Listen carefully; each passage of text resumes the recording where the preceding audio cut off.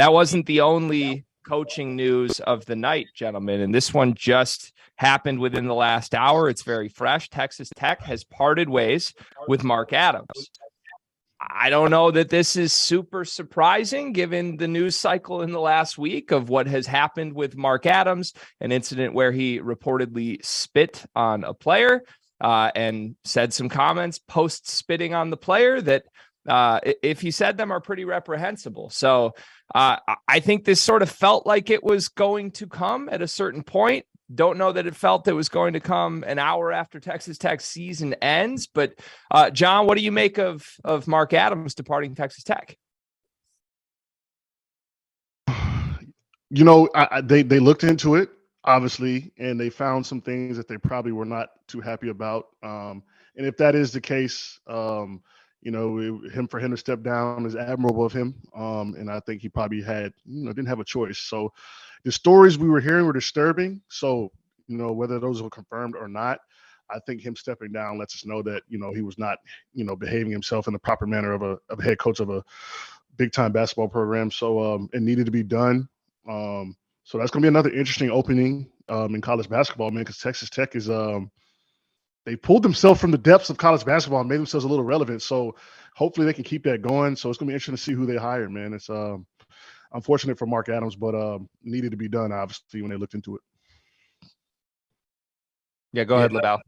Yeah, I mean, you know, you don't know what's true and what's not, but obviously, if they had a better season, you know, maybe it ends different. But I think there was a lot of other things, you know, prior to that in the culmination of it all, you know, and so they came to an agreement, it seems, and so we'll see what happens next.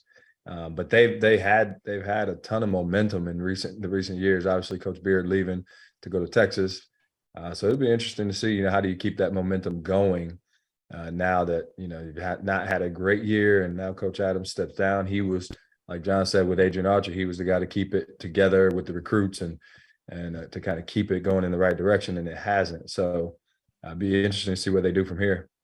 Yeah, where do you think they turn, Lavelle? What would you do if you're Texas Tech? Hey guys, just a reminder, our sponsor for today's episode is Run Your Pool. They are hosting the Field of 68 Bracket Challenge. This year, they are giving away $1,500 in free prizes. It's all an incentive for you to get on there and find out just how good their platform is. I've been using them for my bracket pools for years. I've used them for Super Bowl squares. I use them for everything that I need to use them for. The biggest survivor pool that I'm in for both NFL and NCAA tournament is by Run Your Pool. So go check them out. The link's below. Tap in. Yeah, I have no idea, Greg. Don't put me in the athletic director's seat. It's a different seat, man. But do you think Texas Tech's a program that can go nationwide search at this point? I mean, well, you're in the Big 12, and obviously it's the best league basketball league in the country this year.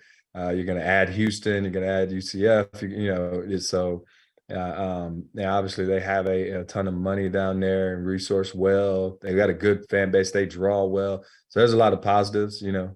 You're in the state of Texas, so that's a battle with Baylor and Texas and the other schools in the state. But I think they can, you know, they'll get a good coach and be able to attract somebody, you know, that's familiar with, you know, Texas Tech in the area and things like that. It's gonna be tough to get some kids in Lubbock. You know, they kind of had a system going right where they had some momentum as a winning program, a relevant program.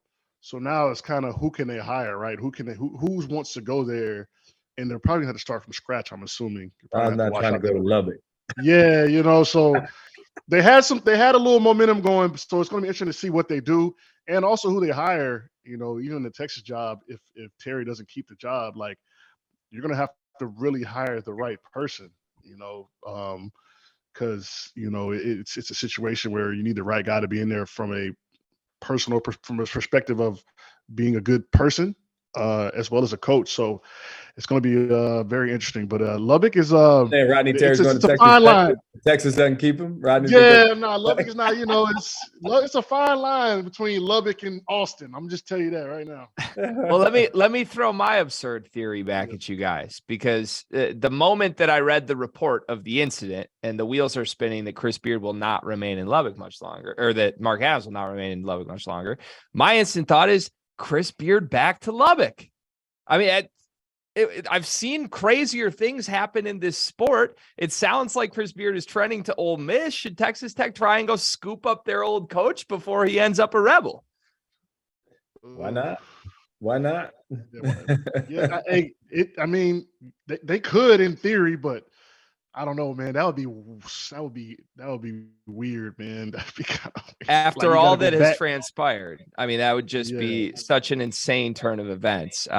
What a short-lived rivalry between Mark Adams and Chris Beard. I mean, was looking like a year and a half ago. This is the next decade defining Big 12 basketball, and now here we are. I guess that's what happens when some poor decisions. Never coached a game against each other, did they? Did they ever play?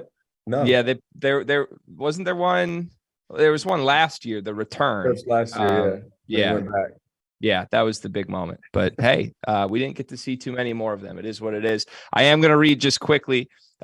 We have some names that have been texted to me from an insider here. Names that are in the mix for Texas Tech. Paul Mills, Grant McCaslin, and Steve Lutz are the three names to keep an eye on. So Texas Tech fans, if you're looking for names, if you're wondering who your next head coach is, you can start right there. All right, gentlemen, coming up, we're going to move to some games that happened tonight, not some coaches that departed their programs.